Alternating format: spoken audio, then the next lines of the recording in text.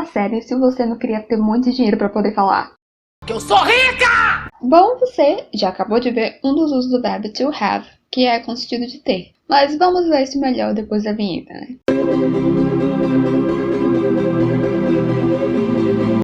Oi, seja muito bem-vindo, bem-vinda aqui ao Inglês em Flashcards. Hoje a gente vai falar sobre o verbo to have. Então vamos lá, sem enrolação. O verbo to have pode ter duas funções em inglês. Ele pode atuar como verbo auxiliar ou como verbo principal da oração. No caso do to have ser um auxiliar, na oração, em muitos casos, ele não vai possuir assim um sentido. Ele vai estar na oração, mas por conta da estrutura gramatical mesmo. Bora entender isso direito. Ele vai ser um verbo auxiliar, principalmente em orações que possuem tempos perfeitos, como past perfect, present perfect e future perfect. Primeiro, vamos entender melhor um pouco das formas do verbo to have. Geralmente, ele vai estar atuando nessas frases como auxiliar para indicar o tempo, que se passa aquela frase. Ou seja, se a frase está no presente, no passado ou no futuro. As formas have e has vão indicar que a frase está no presente. Had vai indicar que a frase está no passado e will have indica que a frase está no futuro. A forma have, como eu já falei, ela vai indicar que a frase está no presente. Vou ter também, que falar um pouco dos usos desses tempos verbais para que você possa entender melhor. Mas se você quiser que eu fale um pouco mais a fundo, sobre um dos tempos verbais ou mais, aí você deixa aí nos comentários. Vou começar aqui, falando sobre alguns casos em que a gente vai usar o tempo verbal present perfect. Um dos casos que podemos usar o present perfect é para falar de ações que ocorreram no passado, mas que ainda fazem parte do presente, como em I have lost my contract. Então aqui você vê que é uma ação que ocorreu no passado, mas que ainda acontece no presente, porque a pessoa não achou esse contrato ainda.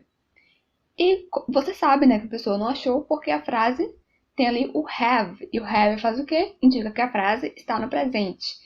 Lembra, have e has indicam presente, had, passado, will have, futuro. Então ali eu tenho have, então indica que a frase está no presente. Então indica que essa ação ainda faz parte, do presente. Você também pode usar o present perfect para falar de algo que aconteceu no passado e que de alguma maneira influencia, o presente. Olha isso aqui nessa frase. We have been friends for 2 years. Então aqui você vê que é algo, que no caso aqui é uma amizade, que começou no passado, e que influencia o presente, Mais uma vez eu tenho o presente ali sendo demarcado pelo verbo auxiliar have. Pode ainda ser utilizado para indicar algo que aconteceu, mas não é falado, quando foi. Olha só. My contract has over. O has é uma forma do verbo to have na terceira pessoa do singular no presente. Mas calma, que eu vou falar disso mais adiante. Ainda falando sobre o present perfect, ele pode ser usado para descrever algo que acabou de ser concluído. Por exemplo, she has just arrived. Então, você vê que aqui é uma ação que acabou de ser concluída, que no caso é uma pessoa chegar em determinado local, E a ação está no presente, você pode perceber isso, porque o verbo auxiliar, está na forma has, que indica presente. No present perfect, você pode usar o verbo have na forma contraída, Fala de uma forma um pouco mais rápida. A contração do have vai ser apóstrofo VE. E o has também pode ser usado na forma contraída. A contração do has é apóstrofo S. Então, por exemplo, a frase que a gente viu. I have lost my contract. Na forma contraída, do verbo have fica I've lost my contract. E nessa frase, my contract has over. Na forma contraída fica my contract's over. A forma had, vai indicar que a frase está no passado, no past perfect. Nesse tempo verbal, você vai falar sobre o passado, mas invertendo a ordem cronológica dos fatos na estrutura das frases. Tipo, nessa frase, eu vou fazer primeiramente a frase em português, para que você possa entender melhor o contexto. Por exemplo, a frase: quando eu saí da festa, eles já tinham jantado. Então, primeiro o que aconteceu aqui, foi as pessoas terem jantado, e depois de elas terem jantado, eu ter saído da festa, seguindo a ordem cronológica, você não concorda? Mas na frase, o que aconteceu? Eu primeiro falei o que aconteceu depois, para depois falar o que aconteceu antes. Então, eu inverti aí, né? Eu falei, quando eu saí da festa, eles já tinham jantado. Então, é dessa forma que se dá a inversão cronológica da estrutura de uma frase no past perfect. Observe como fica essa frase no inglês. When I left the party, they had already had dinner. Então, o had, ali em had already, está indicando que a frase está no passado. A contração do verbo had é apóstrofo de, que, aliás, é igual à contração do verbo would. Se você que tiver interesse em também estudar o verbo would, o link está aqui nos cards. Mas voltando aqui para o verbo had, a frase que a gente viu na forma contraída fica When I left the party, they already had dinner. E só dando mais uma vez aqui rapidinho, né? Não sei se você sabe, mas a gente tem um canal VIP. Você pode ter acesso a vários conteúdos exclusivos e de graça. O link, caso você tenha interesse em participar, está na descrição. Mas, novamente, voltando aqui ao assunto, o will have vai ser utilizado para indicar futuro na frase, né? No future perfect. O future perfect é um tempo verbal que vai ser utilizado para falar de coisas que serão finalizadas no futuro. Por exemplo, next month I will have finished this job. Então aqui você vê que estou falando de algo que eu terminarei só que no futuro. Então no próximo mês, aqui no caso dessa frase. Você pode perceber, né, que o will have, nesse caso, está demarcando o tempo futuro na frase. Na forma contraída, né, é o verbo will que vai ser modificado. Nesse caso, a contração do will é apóstrofo ll. A gente também tem uma aula, né, sobre o verbo will. O link também está aqui nos cards.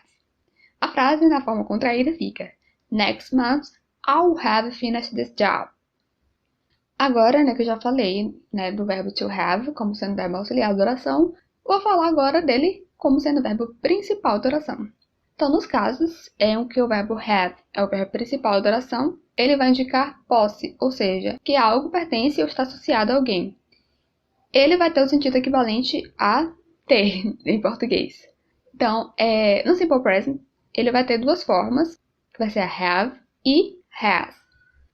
A forma have vai ser utilizada, né, com os pronomes sujeitos I, you, we e they.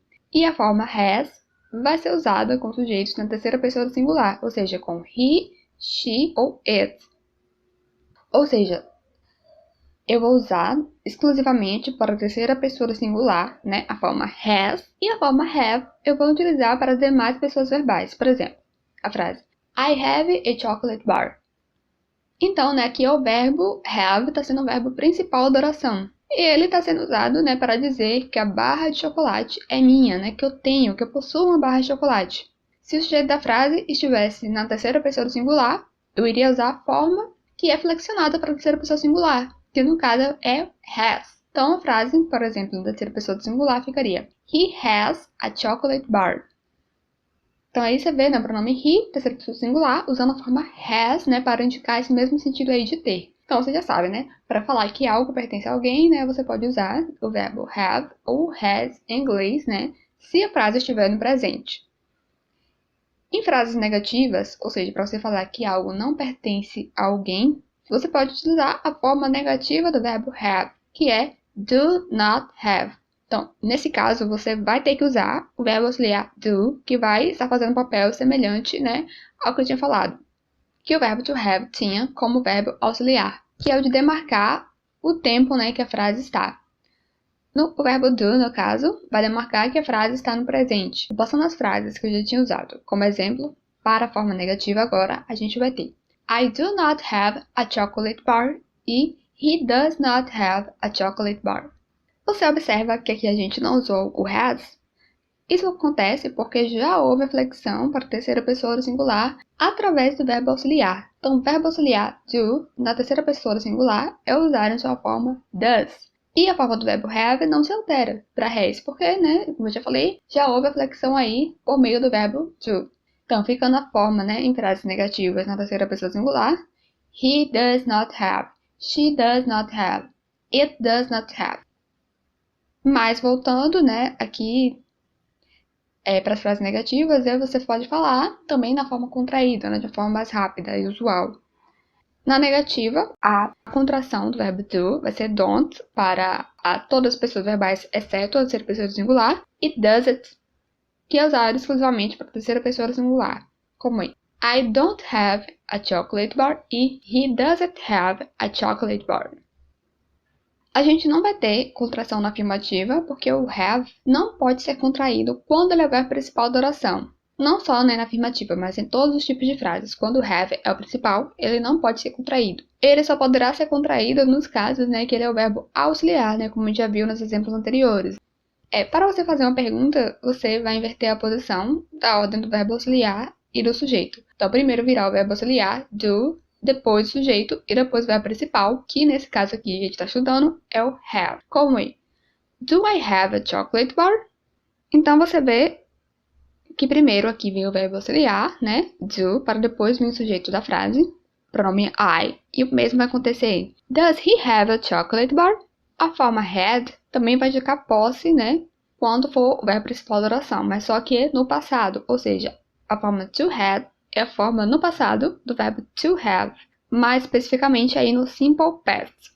Para todos os sujeitos será usada a forma had na afirmativa, então não vai haver diferenciação, flexão para a terceira pessoa singular. Por exemplo, I had a chocolate bar e he had a chocolate bar. Então, você vê aí, que nos dois sujeitos, um que está na primeira pessoa do singular e o outro na terceira pessoa do singular, eu utilizei a mesma forma verbal had. Na forma negativa, vai ser usado o verbo auxiliar did para demarcar o tempo passado, e a partícula not, que vai indicar a negação. Além disso, o verbo have também, a sua forma contraída, didn't have. O verbo have, no caso, não se alterou para o passado, da sua forma had, justamente porque já houve a flexão a partir do verbo auxiliar, did. Era do no presente e no passado, se transformou em did. Então, o did aí está demonstrando que a frase está no passado. Então, as frases vão ficar I did not have a chocolate bar, ou, na sua forma contraída, I didn't have a chocolate bar, e he did not have a chocolate bar, ou, na forma contraída, he didn't have a chocolate bar. Para fazer uma pergunta, também vai haver a inversão aqui da posição do verbo auxiliar e do sujeito. Então, a estrutura vai ficar did mais sujeito mais verbo principal. Então, nossos exemplos vão ficar Did I have a chocolate bar? E Did he have a chocolate bar? Para expressar a ideia de posse no futuro, a gente vai usar o will have. Por exemplo, I will have a chocolate bar. Ou a gente pode usar a contração do verbo will na afirmativa, fica na frase I'll have a chocolate bar. No caso do will have, também não vai haver flexão para a terceira pessoa do singular. Então, a conjugação vai ser igual para todos os sujeitos. Por exemplo, he will have a chocolate bar. Ou, na forma contraída, he'll have a chocolate bar. Para frases na forma negativa, a gente vai ter o will not have. Ou sua contração, won't have. Como nas frases I will not have a chocolate bar. Ou, na sua forma contraída, I won't have a chocolate bar. E para fazer as perguntas, segue o mesmo esquema de inversão da posição do verbo auxiliar, que nesse caso aqui é o verbo will, e do sujeito. Fica na estrutura will, mais sujeito, mais have. Por exemplo, will I have a chocolate bar? Então aqui você vê a inversão. Will vindo antes do sujeito, porque se trata de uma pergunta. E o nosso outro exemplo, agora na interrogativa, fica Will he have a chocolate bar? Vamos usar aqui agora nossos flashcards para testar o que você aprendeu. Quais são as duas funções gramaticais que o verbo to have pode ter em inglês?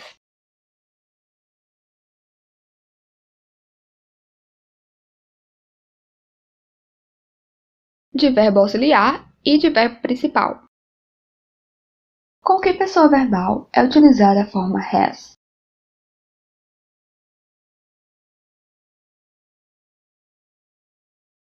Com a terceira pessoa do singular. Como verbo auxiliar, o que indica o will have?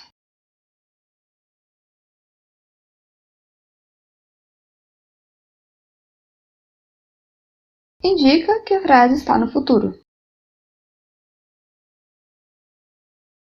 Como verbo principal, qual é o sentido do verbo have?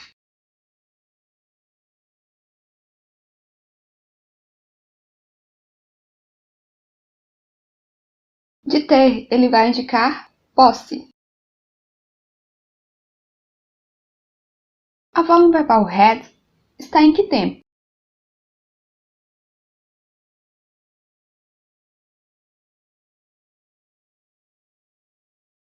No passado.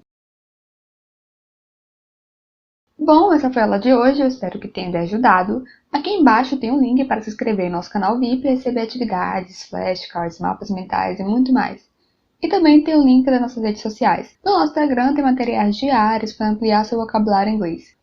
Muito obrigada por estar aqui e até o próximo vídeo!